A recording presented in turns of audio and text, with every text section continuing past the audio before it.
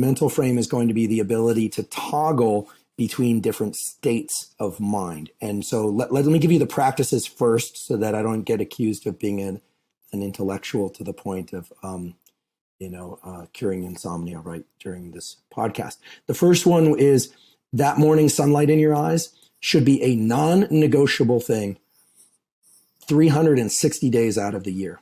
If it's raining, stand under an overhang. I'm very unsympathetic to I wake up and it's early and then I got to drive to work. It's like, stand outside for 5 minutes. I got plenty of rest last night, so I'm not ornery about this, but I've grown a little bit exhausted of I can't do that because I've got kids. Take them outside with you. They need this too.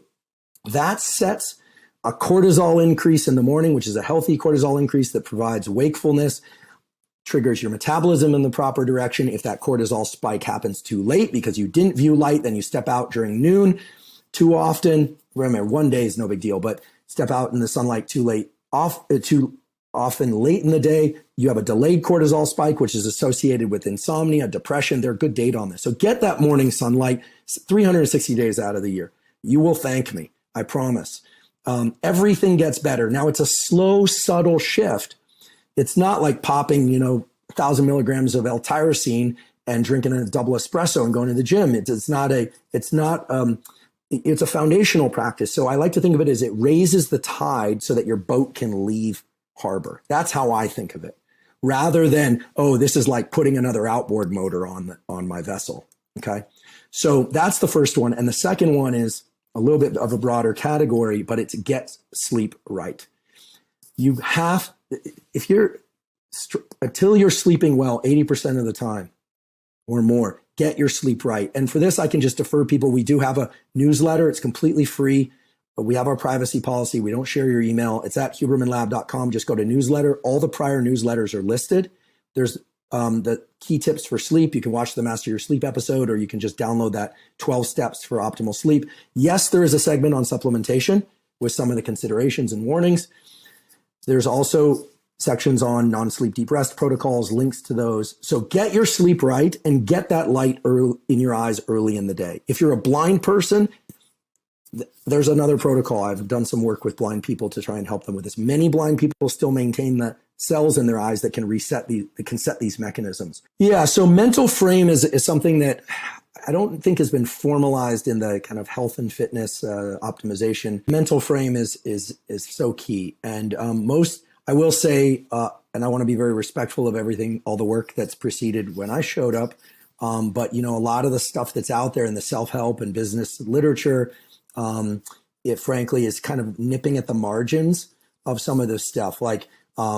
And look, I don't want to throw out names because it becomes disparaging. I think the one person who really deserves a nod, who's truly there are two people who are incredible pioneers in this space. And one is Cal Newport, right?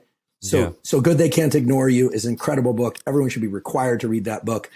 Deep Work I'm essentially paraphrasing some of the protocols from Deep Work, but Cal, who I don't know, have never met, but have great respect for, is a computer science professor back east. It's about setting mental frame, and context switching is dangerous. So he has a book, So Good They Can't Ignore You, which was written some years ago. And that was more towards not trying to find your passion, but getting really good at skills. But Deep Work is an excellent book. He's not on social media, but he has given some TED Talks about not succumbing to distraction so you can do work that actually moves the needle. Yeah, then there's another one, which is A World Without Email, that he wrote recently. Here's the key essence of the Cal Newport work, okay? The key essence of it as it relates to mental frame is that the brain is extremely good and the body at context switching. I could be doing this podcast right now, and if a fire alarm goes off or someone comes knocking on the door, I can switch up my context and respond to that. But 90% of the work that moves the needle, meaning that we are rewarded for or that enriches professional life and relationships, we used to talk about this, about mindfulness and presence, but it's really about getting the brain to start doing certain operations more in a more facile way. And this is why habits are important, but because going to the gym is different than reviewing a paper or writing a scientific paper, is different than podcasting or being a guest on a podcast for that matter.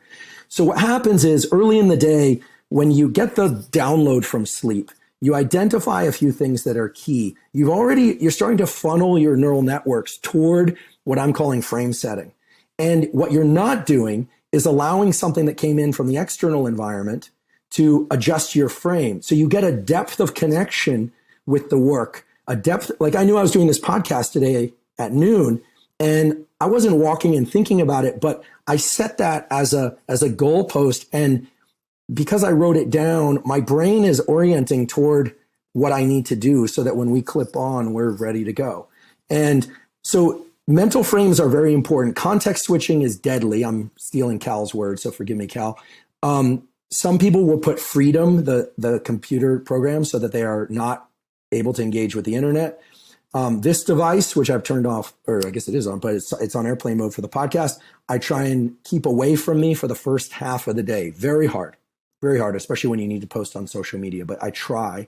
And I want to have, here's the goal in the morning to make this simple. I want to have one 90-minute block that I completely conquer, that is where I experience immense resistance to do something other than what I'm doing, but that I stay in noodling away, or gnawing away would be the better word, at writing something or reading something or trying to comprehend something. And you have to be very careful. The moment you walk to the restroom and then maybe like wash your hands and look yourself in the mirror, and then you're like, oh, I got this weird hair growing on my cheek or something, you're starting to switch mental frame. And so 90 minutes seems like nothing, but it is remarkable what you can accomplish with this. But the more important aspect is that in that exercise of getting good at what we call no-go operations, in the brain you have go and no-go operations, in pushing aside things and enforcing those blinders, you're able to bring that same mental frame to other things later in the day and in life, and you're able to engage it much quicker. It's sort of like if you drive a car and you've never been up to 110 miles an hour, you don't really know how to get around a semi in front of you that's braking fast and you're on a downhill. But if you have to do it, you can do it. You're comfortable at speed and you're comfortable braking. And so this mental frame thing is not just about the work you are able to do in that 90 minutes. It's about getting better at doing deep work, even for shorter bouts. Because as the day goes on, we all have this experience, right? Things start coming in, we start getting bombarded, and we're starting to get that kind of fragmentation of our goals, and we're kind of getting pulled off. And some people, the peak time is in the afternoon, some people it's in the morning, some people it's late at night, but you're getting yanked off center. And so you have to be able to recognize just how delicious and effective that state is. And then you can apply it later. And I'll let people use their imagination, but this comes into use in many aspects of life that have nothing to do with work.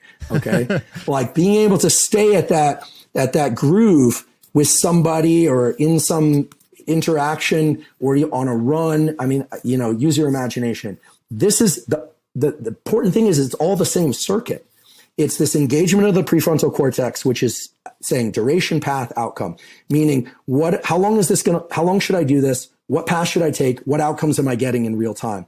And not getting pulled off center by someone else's DPO, as I call them, DPOs. Incidentally or not so incidentally, I've been fortunate enough to do some work with the special operations community in Canada and the US. In addition to those guys being really good at shoot, move, and communicate, the really exceptional ones know how to flip this switch on. We think of it as like grit, resilience, and mental toughness. And yes, they're all gritty, but there are a lot of gritty people out there. The difference is the ability to take your environment, narrow that environment, and be effective, and cut a fine slice through something and then stop and move to something else. That's a mental operation that involves multiple circuits, multiple neurotransmitters. We couldn't say just dopamine, just epinephrine or something like that. It's going to be that, but a bunch of other things too. And so 90 minutes, learn that 90-minute battle, and it takes time. And then you get very, very good at it. So I'll podcast for 2 hours. I drop into that. That's the state I'm in when I podcast. So, okay. So, just to make sure I close the hatch on that. So you asked for 2 tools. I gave 3: morning sunlight, master your sleep. You can see that newsletter, for the tools. And then this 90-minute, and look, some days it goes better than others, but remember, it's not just about what you accomplish. It's about getting into those frames and you're controlling it. This is, I guess I wish I had said this before, is that you are setting the beginning, middle, and end of that frame. That's what's key. It's not happening because someone else said game time, noon on Sunday, and you're showing up. Anyone can do that with some practice. What you're learning how to do is flip the switch. You're learning how to engage that. But you have to be very judicious in your use of this circuitry. You can't do it for 12 hours a day. So that's when I do email and all the other stuff. Okay. And 2 90-minute bouts, maybe.